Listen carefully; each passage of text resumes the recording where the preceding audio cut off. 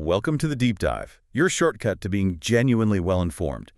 We dig into the crucial research, the really cutting-edge ideas, and those big books changing the conversation, and we pull out the absolute must-know insights for you.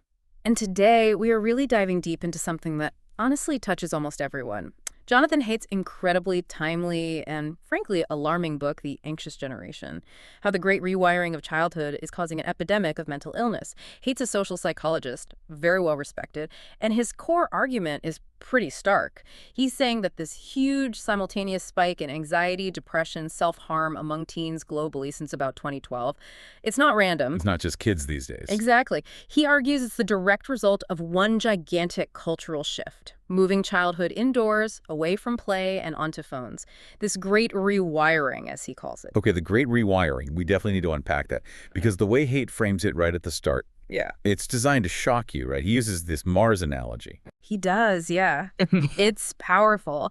He asks you to imagine, okay, some tech billionaire, visionary type picks your 10-year-old kid for the first group going to live on Mars. Wow, okay. But Mars is, dangerous, unknown environment, high radiation, no magnetic shield.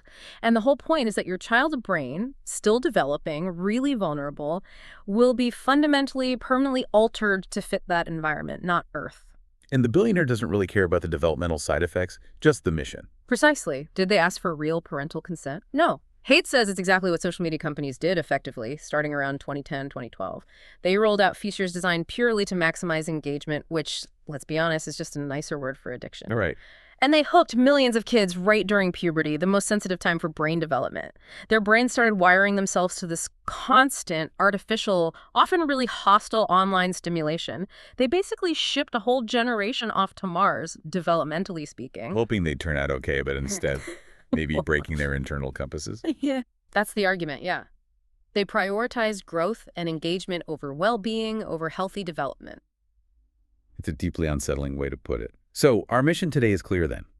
We need to dig into the actual data Haidt presents to show this crisis isn't about the usual suspects, like the economy or politics. Right, that it correlates specifically with this technological shift. That we need to look at the two big mistakes he identifies, one about underprotection online, the other about overprotection in the real world. These seem to work together. They do. It's a pincer movement, really. Okay, and then the four core harms that come from this phone-based life. Yeah. Social, sleep, attention, and addiction. We need to get specific there. Absolutely. And how it hits girls and boys differently, that's crucial too. Definitely. And finally, what Haidt proposes we actually do about it. What are the concrete actions, the collective steps needed to, as he puts it, bring childhood back to Earth? That's the roadmap. It's a big topic, but it feels incredibly urgent. Okay, so first things first. Before we even get to the causes, we have to accept the premise that there is a crisis, right? Yeah. And that it started pretty sharply around a specific time. Exactly. If the problem was gradual, Haidt's whole argument falls apart. But the data he gathers is, well, it's stark. If you look back at the 2000s, teen mental health metrics were, relatively stable. There were concerns always, but nothing like what happened next. And then came the early 2010s. Right around 2012 specifically, suddenly you see this dramatic downturn. Anxiety, depression, self-harm rates, particularly hospitalizations for self-harm, they all shoot up. And the graphs for Gen Z, kids born after 1996, they all show this classic hockey stick shape. Flat, then whoosh, straight up. Undeniably, a sudden, sharp, vertical jump. It's not a subtle trend. And we're not talking small changes here. You mentioned earlier, like 150% relative increase in depression for some groups. It's staggering. It is. Historically unprecedented in terms of speed and scale. And importantly, Haidt shows it hit across different socioeconomic levels, different racial groups in the U.S. It wasn't confined to one demographic. But there was a significant gender difference, especially at the start. Yes, and this is really important for pinpointing the cause. The wave hit girls harder and faster. For girls, that hockey stick curve for anxiety, depression, especially for emergency room visits or hospitalizations due to self-harm, it's much, much steeper. Okay. Now, for boys, it's a bit more complicated, but still deeply worrying. Their measured rates of internalizing disorders like depression and anxiety didn't always jump quite as sharply as girls did, at least initially. But something else was happening. Yes. Disturbingly, suicide rates for younger adolescent boys, ages 10 to 14, actually started creeping up a bit earlier, maybe around 2008, 2009. And they kept climbing through the 2010s alongside the girls' rates, which tragically also accelerated later in the decade for both sexes. So it's a complex picture, but the overall trend is a sharp decline for everyone after 2010, 2012. When you see a spike that dramatic, it's natural to look for big, obvious causes, right? People immediately point to things like the 2008 financial crisis fallout, or maybe increasing political polarization, or climate change anxiety, school shootings like Sandy Hook in 2012. Absolutely. Those are the common alternative explanations, but Haidt really takes time to systematically address these and argues the timing just doesn't line up. How does he do that? Let's take the economic argument first. That seems plausible. Financial stress at home equals stressed out kids. Right, but look at the actual timeline. Haidt uses a figure 1.7 in the book, comparing teenage depression rates with adult unemployment. Adult unemployment did spike massively in 2008-2009 after the crash. Okay. But then, through the entire 2010s, the economy steadily improved. Unemployment went down, down, down, reaching historic lows by 2019. Yet teen depression went up sharply during that exact same period of economic recovery. So they moved in opposite directions. Precisely. A strong negative correlation. It shows that whatever was driving the teen mental health crisis, it wasn't directly tied to the objective economic reality facing their families or the country. The problem wasn't sort of external material poverty getting worse. It seemed to be some kind of internal psychological impoverishment. That's a really crucial point. The outside world got objectively better, in economic terms at least, but the inner world of teenagers seemed to collapse. Yeah.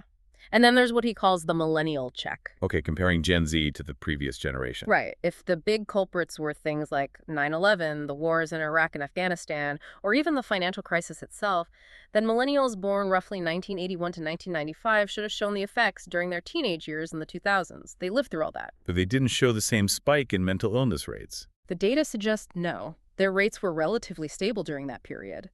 The crisis is overwhelmingly concentrated in Gen Z, those born after 96 who were hitting puberty right when this great rewiring, the smartphone revolution, really took hold around 2010, 2012.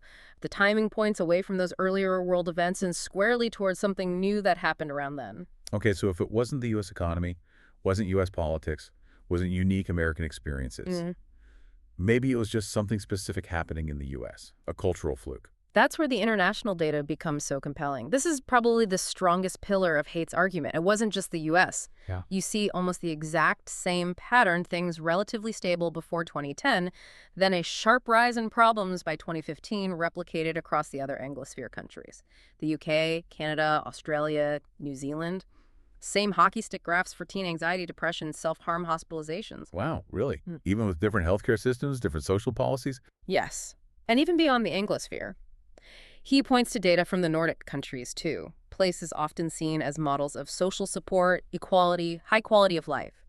Even there, you see similar sharp increases in psychological distress reported by adolescents after 2010. So the synchronization is key. It happened roughly the same time in many different kinds of societies. Exactly. It suggests a common factor that transcended national borders, local politics, and economic conditions. And Haidt asks, what new environmental factor arrived globally and specifically started impacting adolescents right around 2010-2012? The smartphone, coupled with social media platforms optimized for it. That's his answer. The timing fits like a key in a lock. Okay, so the data points strongly towards this period around 2010-2012 and the arrival of a specific kind of technology. Let's dig into that great rewiring. It wasn't just the internet itself, right? We'd had that for a while. No, exactly. The internet arrived in homes mostly via PCs and dial-up in the 90s. That was the first wave. The Great Rewiring, Haidt argues, was the second wave, driven by specific technological changes that made the internet mobile, visual, and constantly present. It changed how kids spent their time, fundamentally. What were the key milestones there? We need to picture the actual tech changes. Well, the big one was the widespread adoption of the modern smartphone. Think about the iPhone 4, released in June 2010. Critically, it was one of the first really popular phones with a high-quality front-facing camera. Ah, the selfie camera. Exactly. Suddenly, the lens wasn't just pointing outwards, it was pointing at the user. Every kid became a potential broadcaster, a producer of content about themselves, their lives, their appearance. And that tied into social media changes happening at the same time. Perfectly. The second huge event was Facebook buying Instagram in April 2012. Instagram was already growing fast, but under Facebook, it exploded, and it was overwhelmingly visual. So now you have this potent combination, a device always in your pocket, always connected with a camera pointed at you, feeding into platforms optimized for posting, viewing, judging, and comparing highly curated, often edited images of yourself and others.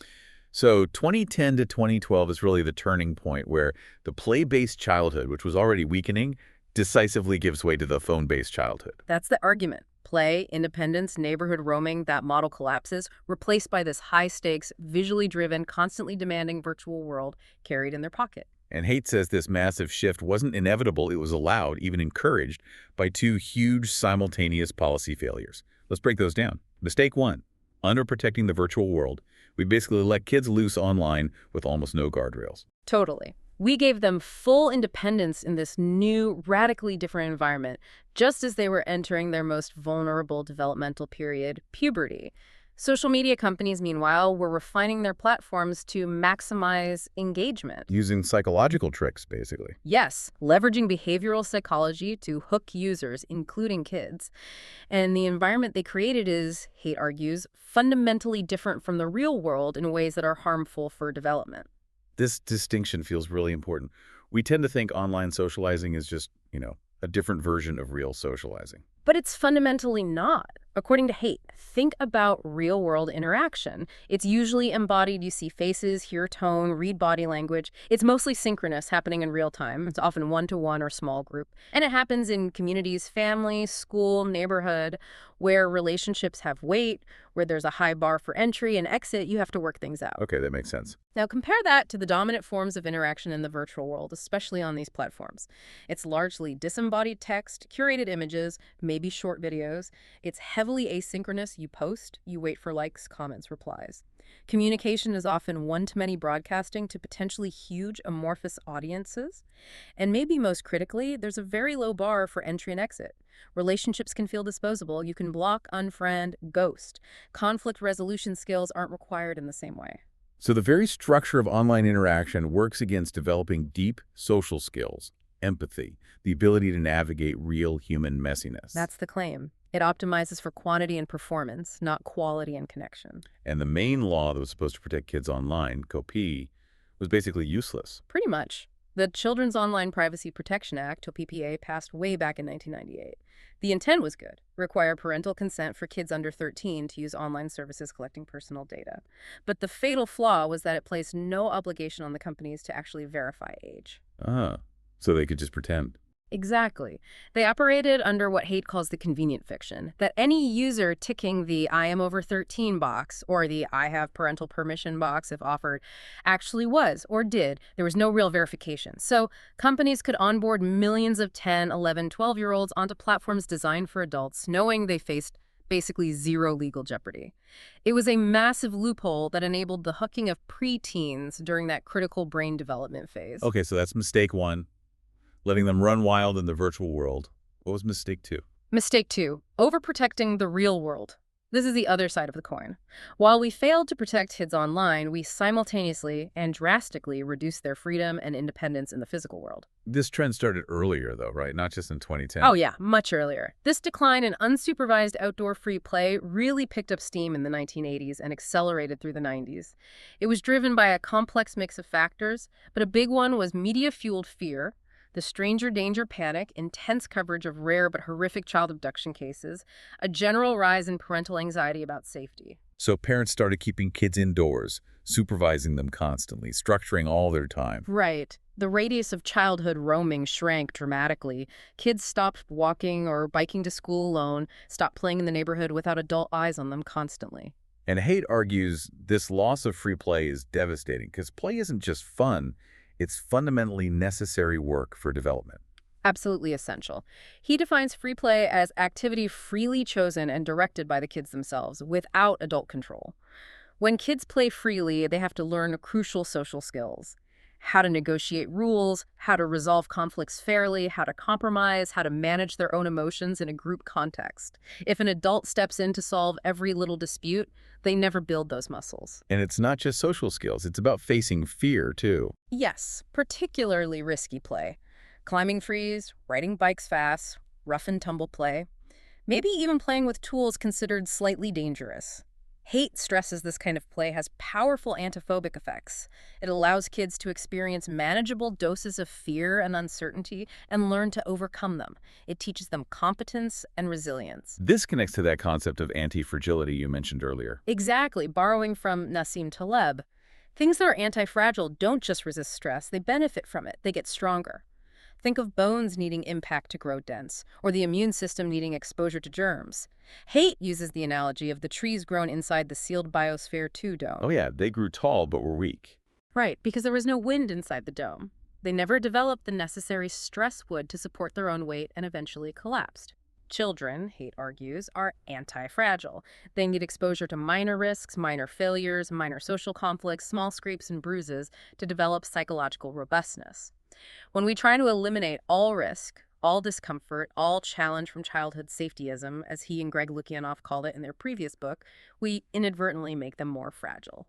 So you end up with this perfect storm, a virtual world full of constant, often toxic social threats and comparisons, and a real world that's been stripped of the opportunities to build the resilience needed to cope with those threats. Precisely. It's a double whammy that, Haight argues, pushed Gen Z towards a fundamental mindset shift away from what he calls discover mode and into defend mode. Okay, explain those modes. These are based on two core neurological systems. The Behavioral Activation System, BAS, or Discover Mode, is about exploration, seeking opportunities, curiosity, learning, growth mindset. It's approach-oriented. The Behavioral Inhibition System, BIS, or Defend Mode, is about scanning for threats, avoiding danger, risk aversion, safety-seeking, scarcity mindset. It's avoidance-oriented. And Gen Z got stuck in defend mode. That's the hypothesis, the combination of real-world overprotection, blocking the necessary small risks and challenges that build confidence, and constant online exposure to social judgment, comparison, cyberbullying, curated perfection, primes the brain to be constantly vigilant for threats. They become chronically wary. How does that manifest in their behavior? As a pervasive anxiety and unwillingness to take social risks, maybe avoiding new situations, difficulty handling criticism or failure. Everything feels high stakes and potentially dangerous. It makes learning harder, makes connection harder. You're operating from a place of fear, not curiosity. And this state, being stuck in defend mode, actively blocks the transition to adulthood. Because puberty is such a critical window for brain development. Yes. Puberty is a period of massive brain reorganization, synaptic pruning, myelination accelerating. Experiences during these years have disproportionately large and lasting effects on how the brain gets wired. Haight argues that safetyism, making emotional safety the highest value, unwilling to make trade-offs, and smartphones providing constant distraction and avoidance act as experience blockers. They prevent the kinds of challenging, independent experiences that historically forged adolescent competence and prepared them for adult responsibilities. Exactly. Think about traditional rites of passage in many cultures.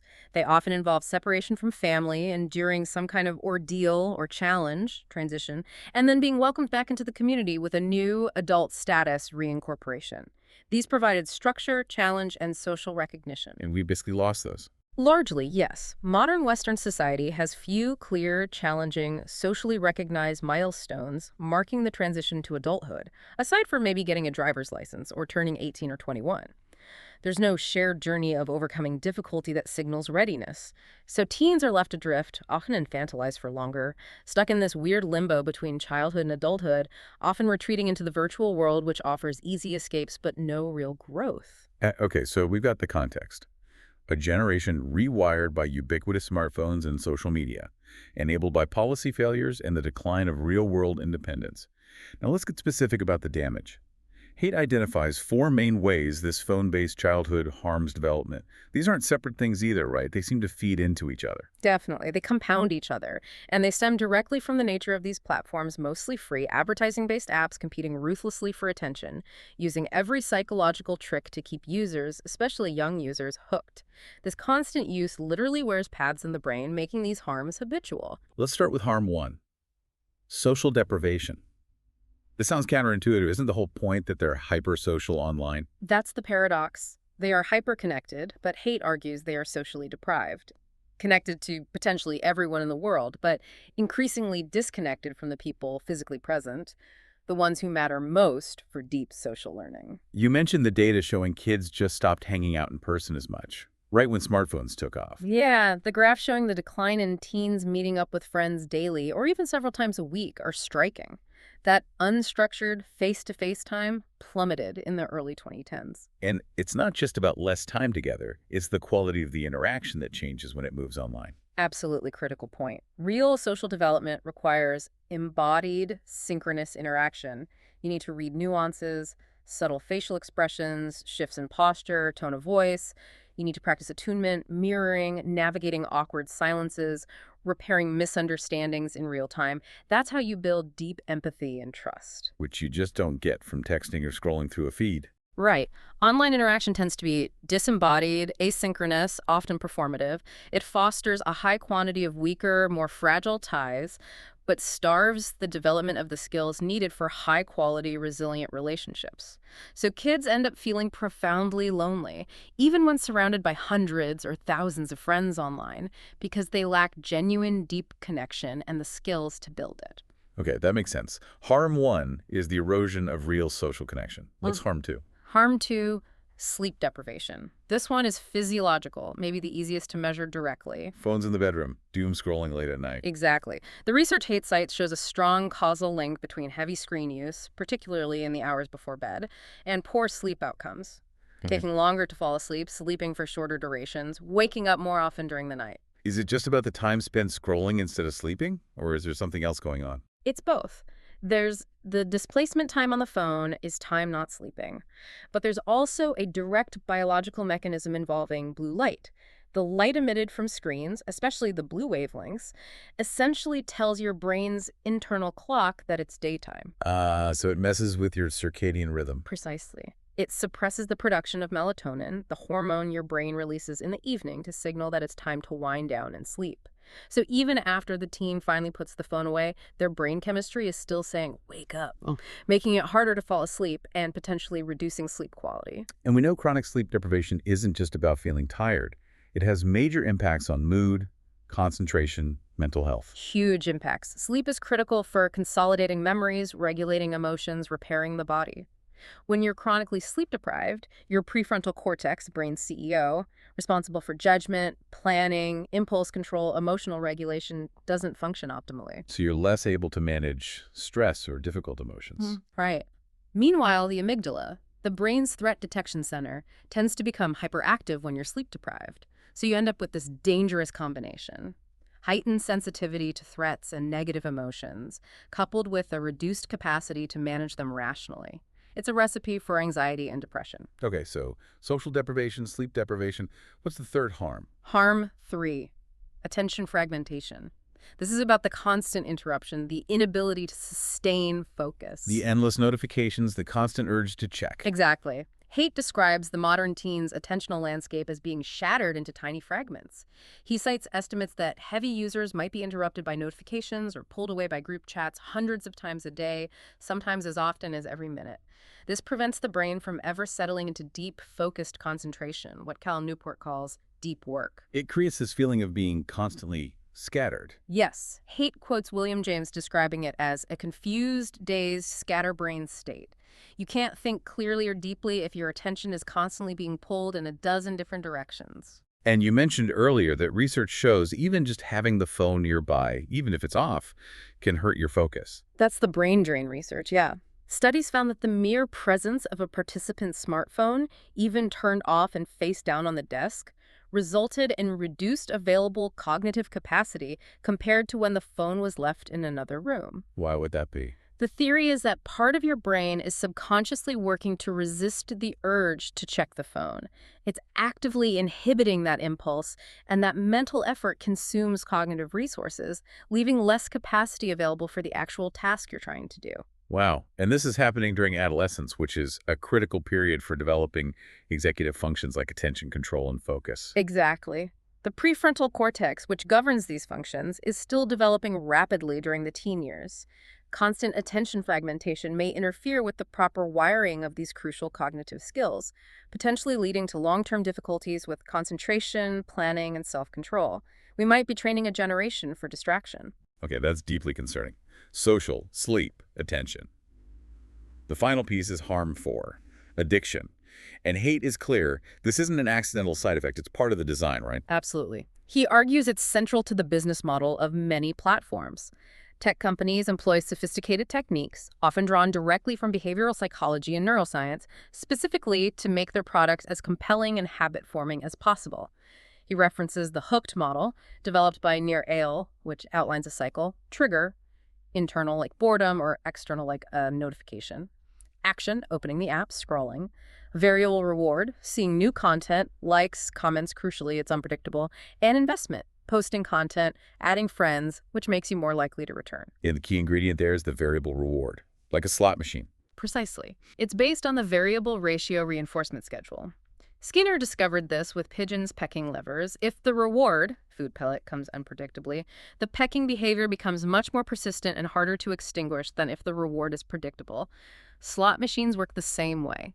Social media feeds, with their unpredictable mix of interesting posts, boring posts, likes, no likes, they operate on the same principle. And this taps into dopamine pathways in the brain. Yes, when you anticipate or receive that unpredictable reward, your brain releases dopamine. Now, there's a common misconception that dopamine is the pleasure chemical. Haidt, citing neuroscience, clarifies that dopamine is more accurately the chemical of wanting, seeking, and anticipation, not necessarily satisfaction or liking. Okay, so scrolling makes you want to keep scrolling, but doesn't necessarily make you happy. That's the insidious part. The variable rewards keep you hooked, keep you seeking, but because the feed is effectively infinite and the rewards are intermittent, you never reach a point of true satisfaction or completion. It creates a state of perpetual wanting. And what does that constant dopamine stimulation do to the brain long term? The brain adapts. With constant, artificially high levels of dopamine stimulation from these platforms, the brain can start to downregulate, basically. It reduces the number of dopamine receptors or makes them less sensitive. So you need more stimulation to get the same effect, and normal life starts to feel bland. Exactly.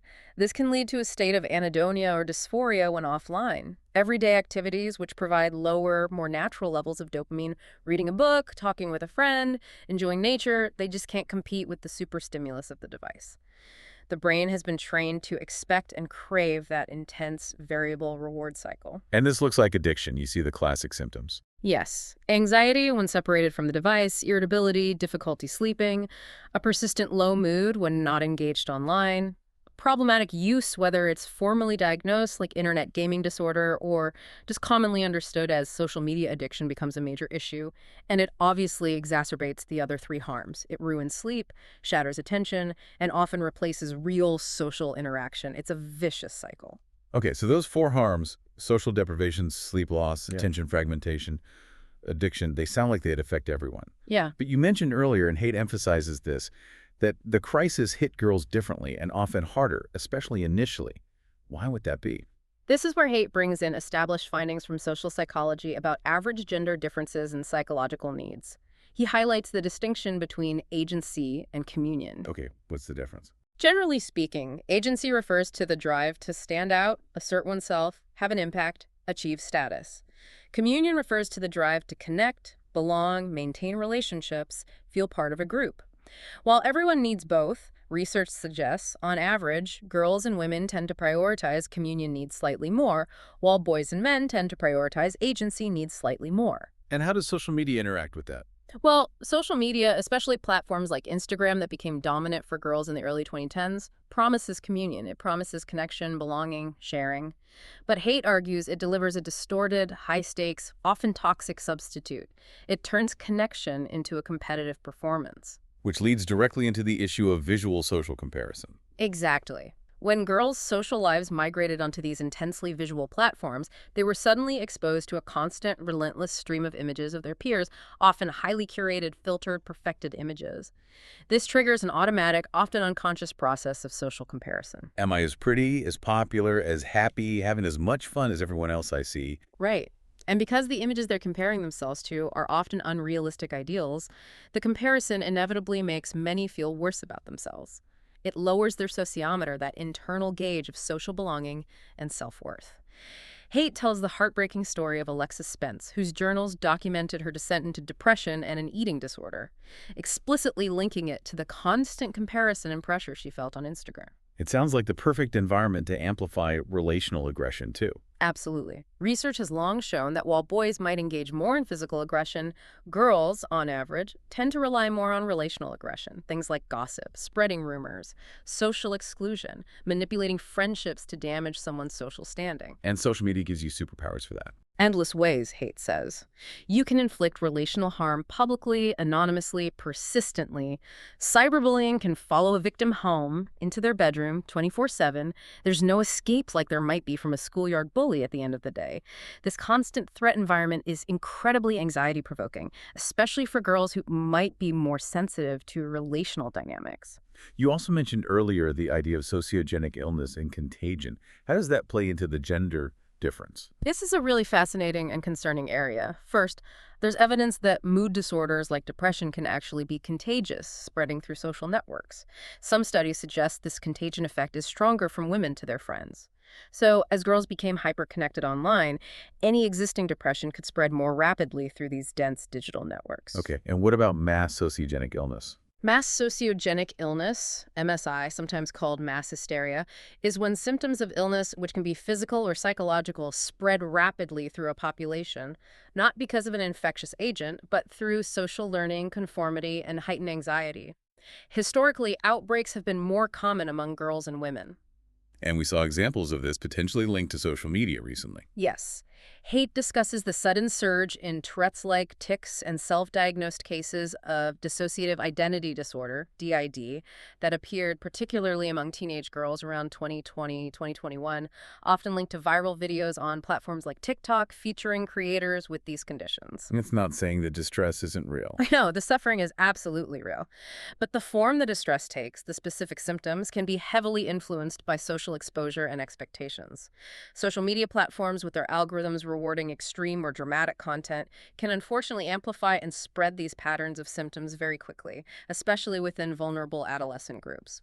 And the net result of all this, the comparison, the aggression, the potential contagion, the replacement of deep connection with shallow performance, is increased loneliness for girls. Paradoxically, yes. Despite having potentially thousands of online friends or followers, Haidt presents data showing a sharp spike in reported loneliness among girls starting in the early 2010s. The hypothesis is that the quantity of connections went up, but the quality went way down. They lost the deep, supportive, face-to-face friendships and replaced them with fragile, performative online ties, leaving them feeling more isolated. Okay, that paints a grim picture for girls. What about boys? You said their experience was different. They were already facing some challenges before the smartphone era. Yes, Haidt points out that for several decades, since the 1970s really, boys in many Western countries have shown a slow decline in academic achievement, engagement in school, and workforce participation compared to girls. This created a pre-existing vulnerability. Making them more susceptible to what's sometimes called failure to launch. Exactly. Higher rates of becoming NEET, not in education, employment, or training in their late teens and early 20s. This has echoes of the hikikomori phenomenon in Japan, where predominantly young men withdraw almost completely from social life, often retreating into their rooms for years. So the phone-based childhood didn't necessarily cause this initial problem for boys, but maybe it provided an irresistible escape route. That seems to be the argument. When the real world felt challenging or they felt they weren't succeeding by traditional metrics, the smartphone offered a portal into alternative worlds where they could feel competent, or at least distracted.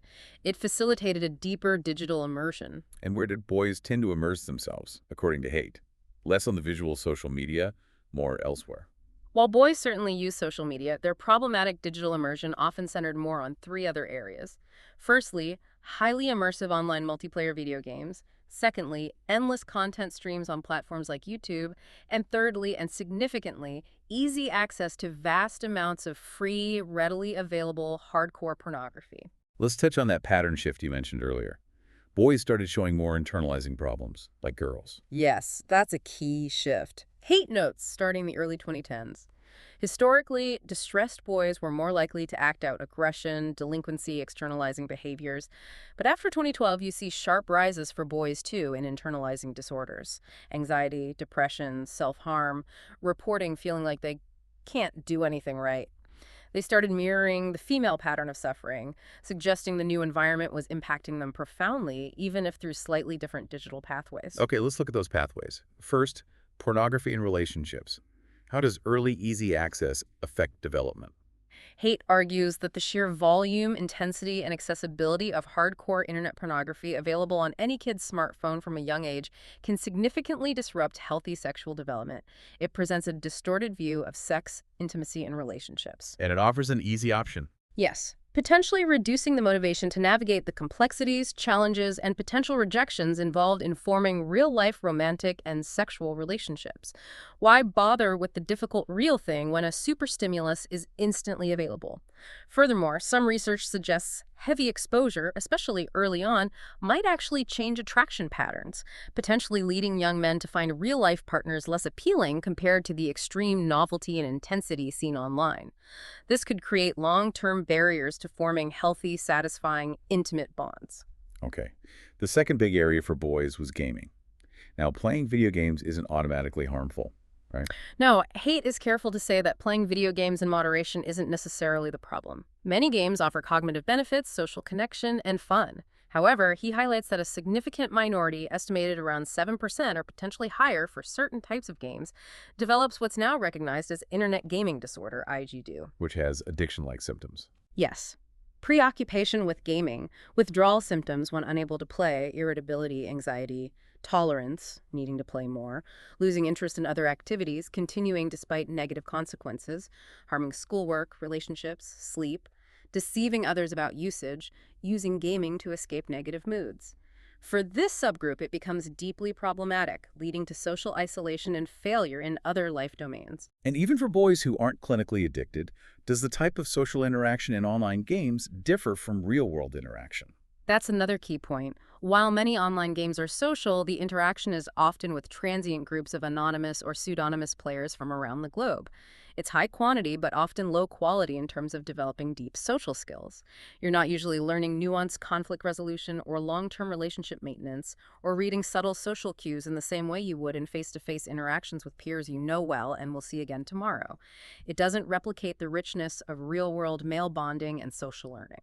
So for both girls and boys, you have this replacement of rich, embodied, sometimes difficult real-world interaction with easier, often more stimulating, but ultimately less nourishing digital substitutes. And the end result can be a feeling of meaninglessness. Yes, he connects this to Emil Durkheim's concepts of enemy, or normlessness. When the traditional structures that guide development, strong families, communities, clear expectations, shared rituals, unsupervised play, where you learn social rules organically when those weaken and are replaced by the fragmented, individualistic, often morally ambiguous environment of the internet, young people can feel profoundly lost, anxious, and unsure of their place or purpose. Is there data showing this feeling increased? Yes, he presents survey data, figure 7.6 in the book, showing a significant rise starting in the early 2010s in the percentage of U.S. high school seniors agreeing with the statement, "Life often feels meaningless." It suggests this rewiring wasn't just causing anxiety and depression, but a deeper existential distress, a loss of bearings. This brings us to a really interesting, maybe less expected part of Haight's argument. He goes beyond just clinical mental health and talks about a kind of spiritual degradation caused by the phone-based life. This affects everyone, he says, not just teens with diagnosed anxiety. That's right. It's about a flattening of human experience, a loss of connection to something larger than the self, which he argues is detrimental even for well-functioning adults and adolescents. To understand this, he draws on the sociologist Emil Durkheim again, specifically Durkheim's distinction between two fundamental levels of human experience, the profane and the sacred. Okay, what's the difference in Durkheim's view? The profane is our ordinary, everyday world. It's the realm of individual concerns, practical tasks, personal needs and desires, competitions, self-interest. It's the mundane, the utilitarian. Our daily grind, basically. Pretty much. The sacred, in contrast, is the realm of the group, the collective. It's experienced during moments when the group comes together, often through shared rituals, ceremonies, or intense collective activities, and individuals feel part of something larger, more meaningful, and enduring than their own ego. This creates moral communities bound by shared beliefs and practices. And Haidt's argument is that the smartphone and the life structured around it relentlessly pulls us down into the profane and blocks access to the sacred. Exactly. He identifies 6 ways the phone-based life counteracts or undermines practices that historically fostered spiritual well-being and connection to the sacred. Okay, let's go through them. First, shared sacredness. Traditional societies, often through religion but also through civic rituals, impose structure and meaning onto time. You had holy days, Sabbaths, festivals, communal feasts, times set apart from the profane, dedicated to collective reflection or celebration. The virtual world, Haidt argues, is entirely profane in its structure. Everything is available 204/7, instantly, individually. There's no shared rhythm, no collective timeout. So online communities don't provide the same sense of sacred belonging. He suggests they generally don't because they lack that shared structure, those embodied rituals, that sense of time being special. This constant profanity can leave people feeling spiritually unmoored, maybe even more susceptible to online ideologies or movements that do offer a sense of clear moral purpose and belonging, however distorted. Sense. Second, Embodiment and synchrony. this builds on the idea of shared rituals. Durkheim observed, and modern psychology confirms, that engaging in synchronized physical actions together, singing, chanting, dancing, marching, even just eating together, powerfully enhances feelings of trust, bonding, and collective effervescence. You literally feel in sync with the group. That feeling you get at a concert or a really good church service, maybe. Exactly. It involves the body. Screen-based activities, however, are fundamentally disembodied and usually solitary, even if you're interacting online. You're just using fingertips and eyes. This lack of physical synchrony prevents the deep, visceral sense of group merging that sacred experiences often provide. Third, stillness, silence, and focus. This seems obvious, but is crucial. Almost all spiritual traditions incorporate practices that require quieting the mind and reducing external stimulation, meditation, contemplative prayer, mindfulness. The goal is often to achieve a state of mental unity and clarity, sometimes called samadhi in Eastern traditions. And the smartphone is basically the anti-stillness machine. It's the perfect engine of fragmentation. Constant notifications, the infinite scroll, the multitasking it trains the brain away from stillness and sustained focus. It keeps consciousness scattered, preventing the kind of deep, quiet reflection necessary for self-understanding and spiritual insight. It starves the mind of restorative silence. Okay. Fourth, transcending the self. This is core to many definitions of spirituality, the experience of self-transcendence, feeling connected to something vast, beautiful, or meaningful beyond your own ego. Awe is a key emotion here. Feeling small looking at the stars or moved by incredible music or nature. Right. But Haidt argues that social media platforms are almost perfectly designed to do the opposite. To activate and reinforce the profane consciousness, the focus on the self. Everything is about self-presentation, managing your image, comparing yourself to others, tracking likes and followers, what he calls the bedevilments of seeking glory and fearing ignominy. It constantly draws attention back to the ego, making genuine self-transcendence much harder to achieve. Interesting. Fifth, be slow to anger, quick to forgive. Most wisdom traditions emphasize virtues like compassion, non-judgment, patience, and forgiveness as pathways to inner peace and social harmony. They encourage understanding complexity and withholding harsh judgment. And social media encourages the opposite. Pretty much. The algorithms often reward outrage, quick takes, public shaming, and unforgiving call-out culture. The very structure encourages snap judgments, polarization, and use first in them, and performative righteousness. Haidt calls social media a potential disease of the mind in this sense, training users in habits directly opposed to traditional virtues of wisdom and grace. Okay. And the sixth spiritual practice blocked by phones, finding awe in nature. Nature has always been recognized as a powerful trigger for awe and self-transcendence. Think of Thoreau at Walden Pond, or countless poets and mystics. Being in nature pulls us out of our heads, makes us feel part of a larger system. And the research backs this up. Yes, Haidt cites studies where students were assigned to take awe walks, consciously looking for things that inspired awe. Compared to control groups, they reported feeling more positive emotions, more generous, more connected, less stressed. But if you're walking in nature while listening to a podcast or checking your phone, You block the effect. You're choosing the fragmented, profane input of the screen over the potentially sacred, awe-inspiring input of the natural world right in front of you. The phone acts as a shield against awe in that context. By constantly mediating our experience, we cut ourselves off from one of the most reliable sources of spiritual nourishment. okay, this has been a sobering look at the diagnosis, a generation struggling with mental health issues, possibly linked to this great rewiring, impacting not just their minds, but maybe even their spiritual well-being. So Oh. what's the cure? Haight is very clear it's not just about individual parents trying harder, right? No, he stresses that this is fundamentally a collective action problem. Individual families are trapped. Explain that. Why can't one family just say no to smartphones? Because of the social dilemma. Imagine you're a parent of a 12-year-old. You see the risks, you don't want to give them a smartphone, but all their friends have one. All the social life, the group chats, the plans that's happening on the phone. If your child is the only one without it, they risk becoming a social outcast. The fear of missing out, but on a massive scale. Exactly. So even though most parents might privately worry and prefer their child didn't have the phone yet, they feel compelled to give in because they don't want their child to be excluded. This creates what economists call a stable but unfortunate equilibrium, a situation where everyone is doing something they might not individually prefer because deviating alone is too costly socially. Everyone ends up worse off, but the bad equilibrium persists. So the only way out is if everyone, or at least a critical mass, changes the norms together. That's the core idea.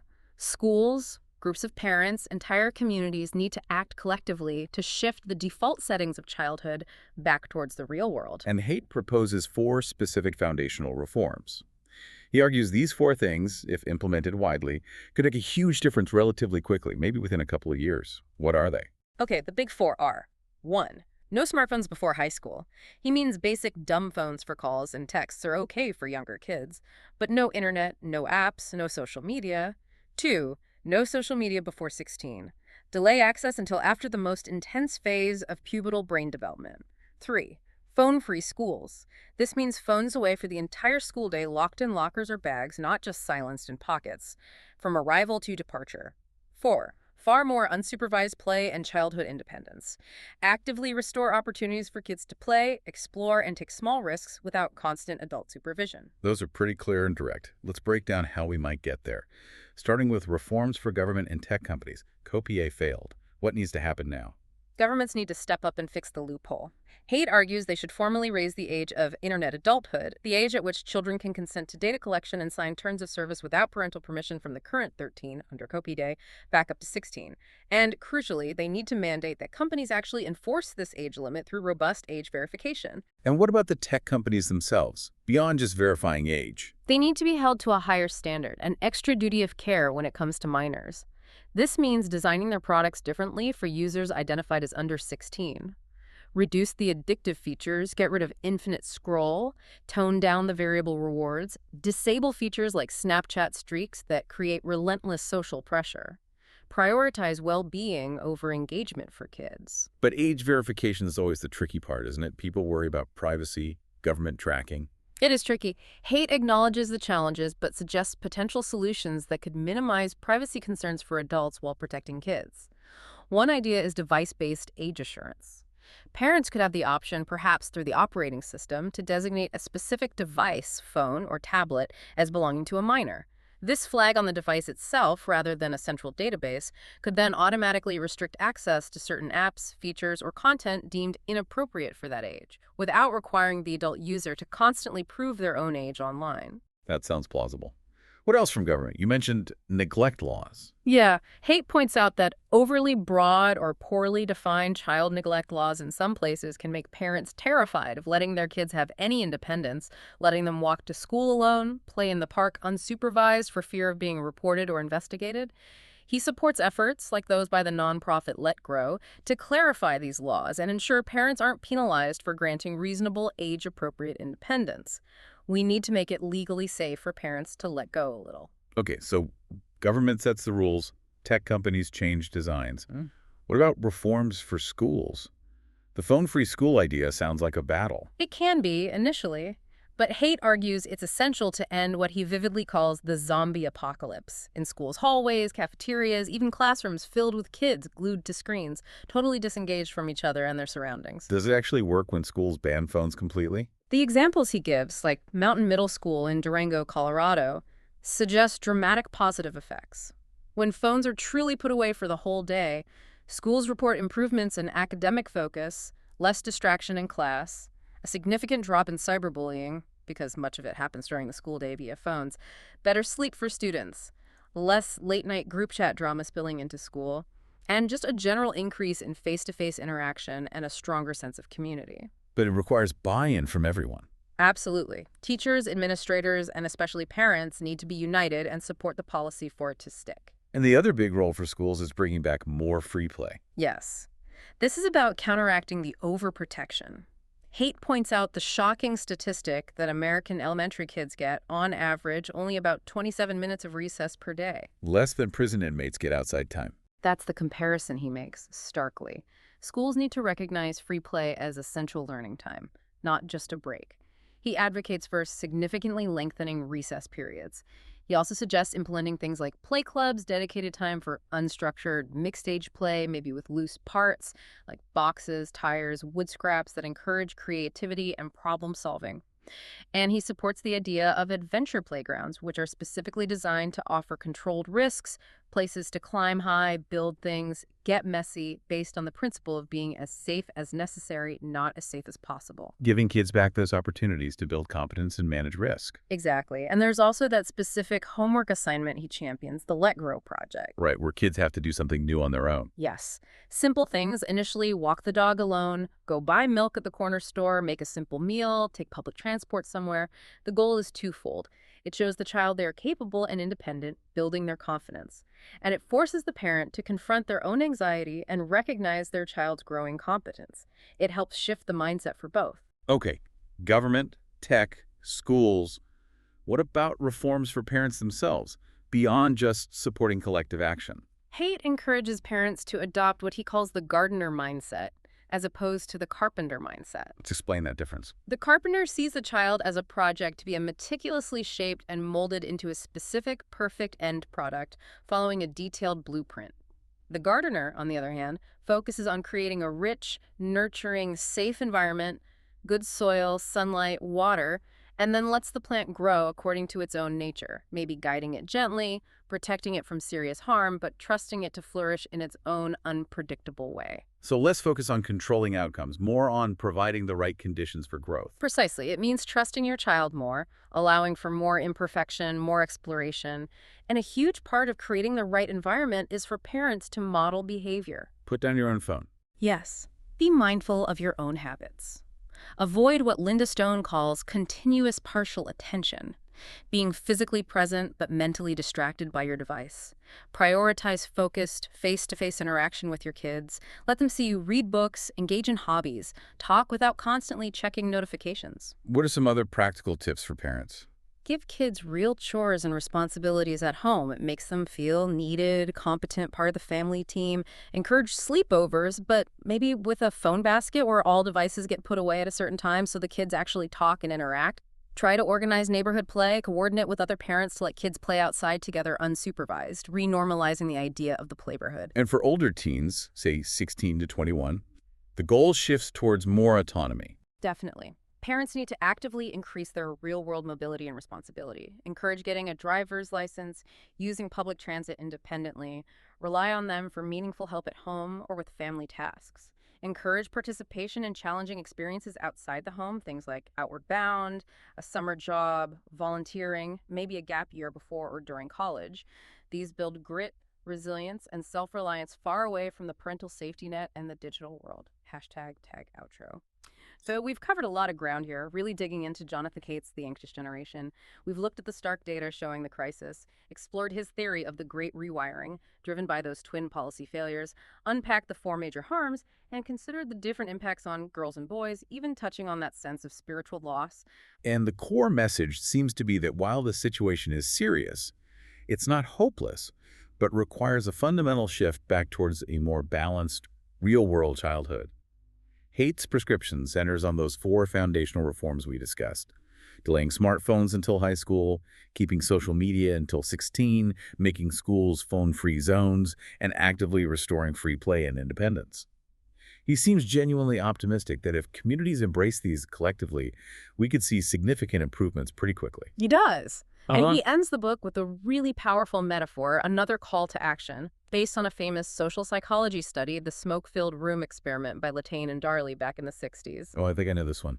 People in a room, smoke starts coming under the door. That's the one. They had Columbia University students waiting, supposedly for another experiment, either alone or in a group of 3. While they waited, smoke started pouring into the room through a vent.